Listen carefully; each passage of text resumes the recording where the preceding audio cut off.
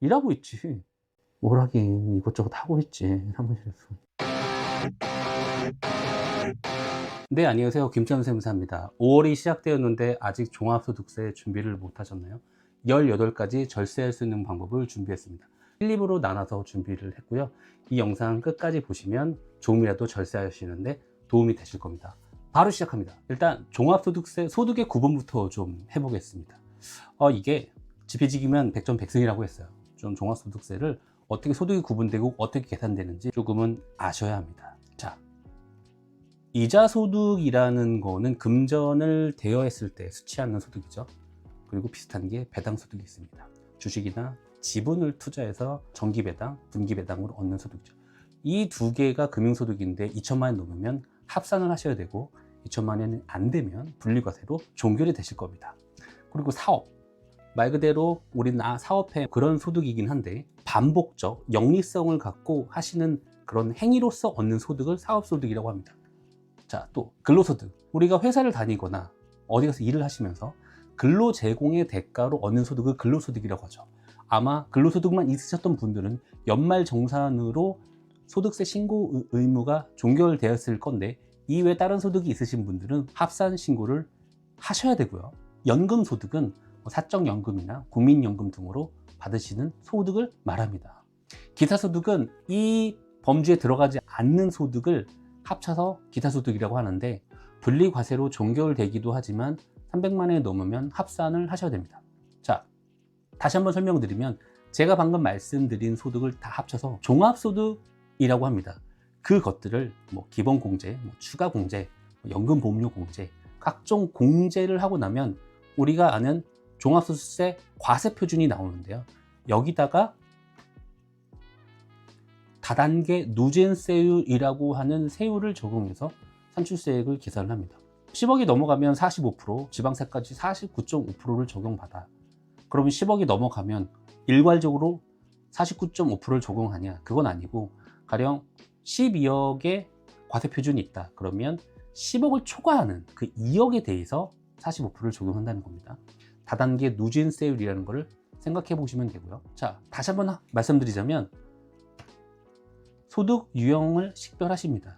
이자, 배당 등으로 구분된 사업소득, 근로소득, 연금소득, 기타소득, 이걸 모두 합산하시는데 사업소득 같은 경우는 별도의 수입과 경비를 계산하셔서 간편장부든 복식장부든 장부를 만드셔야 되고요.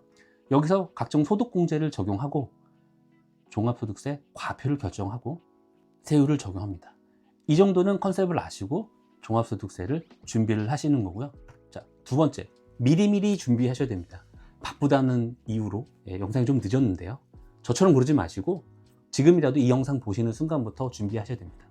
복식부기 의무자나 성실사업자로 분류되는 분들은 세무사한테 기장을 맡기면서 매달 소득세를 관리를 하잖아요. 간편장부나 단순 경비 사업자들은 최소한 4월 아니면 이 영상을 보신 순간부터는 바로 준비한다. 홈택스를 열어보시고 내가 어떻게 신고해야 되는지 알아보시고 잘 모르겠다 싶으시면 가까운 세무사나 아니면 댓글로 문의를 주시면서 빨리 시작을 하셔야겠죠. 세 번째, 신용카드와 적격증빙을 철저하게 챙겨라 이겁니다. 자, 여러분의 머릿속입니다. 사업비용을 어떻게 효과적으로 반영하지? 매출도 중요하지만 매출을 일으키기 위한 사업비용도 꼼꼼하게 반영을 하셔야 되잖아요. 대표적인 게 이제 신용카드인데요. 이 신용카드를 보통 가사용이든 사업용이든 다 섞어서 쓰시는데요. 일단은 다 섞어서 쓰시더라도 저희가 최대한 발라내긴 하지만 웬만하면은 명확하게 구분해서 쓰시는 거를 제안드리고 가사경비는 적용이 안 될 수가 있다는 거. 그리고 이 사업용 신용카드를 등록을 꼭 해주셔야 됩니다. 이거 하실 때 착각하시는 게 금융기관 가서 사업용 신용카드를 별도로 발급해야 되는 줄 아시는데 기존에 그냥 쓰시던 카드를 사업용 신용카드로 등록만 하시면 됩니다. 그러면 그게 사업용 신용카드가 되는 거예요. 단 이제 해외 사용분 있잖아요. 해외 사용분이 요즘은 좀 많잖아요. 클로드나 챗 GPT 결제하시는 것도 카드 사용으로 해외 사용분으로 이게 반영이 되니까 이런 것들은 홈택스를 경유해서 사용분이 들어오질 않습니다. 그래서 별도로 이런 것들은 반영을 해주셔야 돼요. 그리고 영수증을 수집하셔야 됩니다. 보통 요즘 신용카드나 전자세금 계산서는 비용을 수집하는 데 많이 용이하게 해주지만 업종의 특성상 종이로 수집하셔야 되는 영수증이 있어요. 그런 것들은 차곡차곡 모아두셨다가 장부를 반영하거나 세무대리인에게 공유를 해주시면 누락됨 없이 반영이 될 겁니다. 4번 월세와 관리비입니다. 많은 사업자분들이 놓치는 부분인데요. 월세와 관리비도 비용 처리가 됩니다. 세금 계산서를 못 받았다고 비용 처리를 못하는 건 아닙니다.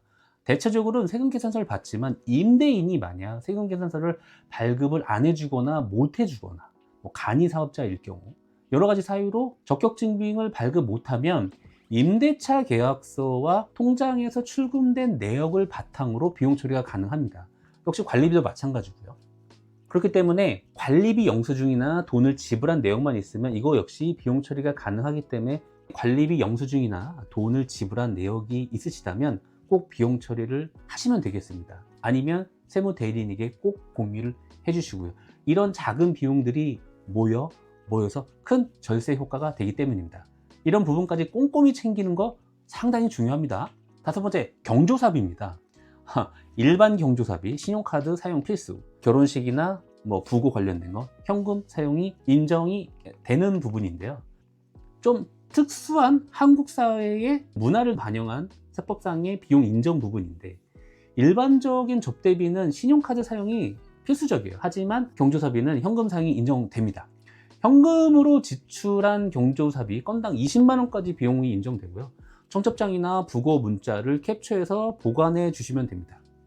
요즘은 카카오톡을 활용해서 많이들 주고받잖아요. 그런 거를 캡처해서 보내주시고요. 중소기업은 3,600까지 인정이 되기 때문에 이걸 잘 활용하시면 절세가 될 수 있겠죠. 단 이런 청첩장을 모아서 친인척, 거래처가 아닌 친인척 관련된 비용으로 아니면 친구들 결혼식 비용으로 이런 걸 넣어달라고 하시는 분들이 있는데 솔직히 이거는 저는 B 처리로 마무리를 짓겠습니다. 자, 6번째, 인건비입니다. 직원이나 프리랜서를 고용하고 인건비를 지급하신다면 반드시 다음 달 10일까지는 원천징수 이행상황 신고서를 제출해서 비용 인정받을 수 있으시겠죠. 간혹 이제 4대 보험 아끼신다고 직원 인건비를 신고하지 않고 통장 이체만으로 만약에 급여를 지급했다. 이렇게 되면 애매해질 수 있어요. 물론 기한 후 신고 이런 것으로 하는 방법이 있지만 딱딱 맞춰서 기한 후 신고가 아닌 매월 신고를 해주시는 게 아주 중요하고요. 여기 또 중요한 건 가족을 고용하시는 경우 있잖아요. 실제 근무한다면 인건비 비용 처리가 당연히 가능합니다. 다만 이제 가족 관련 비용은 국세청에서 약간 모니터링 대상을 삼기 때문에 좀 주의가 필요하다. 그래서 가공으로 하시는 거는 절대 하시면 안 되고 실제 근무를 하신다면은 업무했던 그런 증빙이나 그런 것들을 꼭 남겨두셔라. 증빙이라고 하면 어렵게 생각하지 마시고요. 실제 근무를 하면은 그 산출물은 자연스럽게 남겨지게 돼 있습니다. 자, 7번째, 사업을 위한 자산 활용입니다. 감가상각이라고 말씀드릴 수 있는데 가령 이제 촬영 장비, 유튜버들 그것을 위한 주변 장치, 사무실이라면 컴퓨터 관련 장비라든가 어떤 주변 장치가 있겠죠. 컴퓨터라든가 시설, 사업 공간을 위한 임차 공간들 있잖아요. 건물이라든가 그리고 업무용 차량, 대표적이죠. 이런 모든 것들은 최초 취득할 때는 아마 자산으로 등재될 겁니다. 하지만 자산은 언젠가는 다 비용화되거든요. 이런 것들은 그 해년도 취득하는 당해년도 다 비용 처리되는 게 아니라 감가상각 내역 연수, 가령 5년이든 10년이든 그 기간 동안에 수익 창출 위한 비용에 산입될 겁니다. 결국 그래서 이 모든 것은 사업 비용이라는 거예요. 물론 감가상각 한도가 있고 그렇지만 일단은 사업을 위해서 취득한 자산은 감가상각으로 비용 처리가 된다. 이 개념을 꼭 알아두셨으면 합니다. 자, 8번째, 소득공제의 활용인데요. 이거는 연말정산을 진행하시는 근로자분들은 꼼꼼하게 챙기는 부분인데 사업소득, 말 그대로 장부를 만드시는 분들은 수입과 필요경비, 비용 쪽에 포커싱을 맞추다 보면 이 공제를 놓치거나 조금 관심도가 좀 떨어지는 분이 계신데요. 이건 어떤 거냐면 만약에 가족분 중에 남편과 배우자가 소득이 양쪽이 다 있다. 그러면 소득이 좀 더 높은 곳에 공제를 몰아주는, 이게 되게 간단한 것 같지만 많이들 놓치거든요. 소득이 많은 배우자에 더 높은 공제를 몰아주는 겁니다. 근데 전 이미 아내가 회사 다니면서 연말정산 때 다 공제로 밀어넣는데요. 그렇다면 이번 종합소득세 신고할 때 그 연말정산을 좀 수정하고 남편분 소득 높은 쪽에 다시 인적공제를 몰아주는 걸 하시면서 다시 신고를 하시면 됩니다. 결론을 다시 한번 말씀드리자면 소득이 많은 배우자에게 부양가족 공제를 적용한다는 것입니다. 자, 1부 마지막 노란 우산 공제를 활용해라입니다. 25년에 불입하는 금액은 세법이 개정되면서 한도가 좀 올라가긴 했습니다. 1억 초과분은 변동은 없고요. 가령 4천만 원 이하이신 분들이 가령 500만 원을 불입을 했다. 그러면 15% 구간에서 지방세까지 하면 최대 990만 원까지 절세 효과가 있습니다. 이거 그냥 돈만 나가고 이상한 보험 상품 아니냐 이런 문의를 해주시는 대표님들이 있는데요. 그냥 쉽게 말해서 개인 사업자들의 퇴직금 재원을 마련했다고 생각하시면 돼요. 어느 저축, 정기예금에 불입한다고 그 금액이 비용 처리는 되지는 않잖아요. 하지만 저 사업소득 한도에 맞춰서 공제를 해주겠다는 겁니다. 그렇기 때문에 만약에 나는 이 정도 금액을 적금을 들겠다 그러신다면 그 재원이 있다면 우선순위인 노란우산 공제가 저는 1번이라고 생각합니다. 그렇기 때문에 올해 신고를 하시면서 노란우산 공제는 나는 못 받았다. 불입을 못 하셨기 때문에 꼭 가입하시고 25년도 종합소득세 신고할 때는 꼭 공제를 받으시길 바랍니다.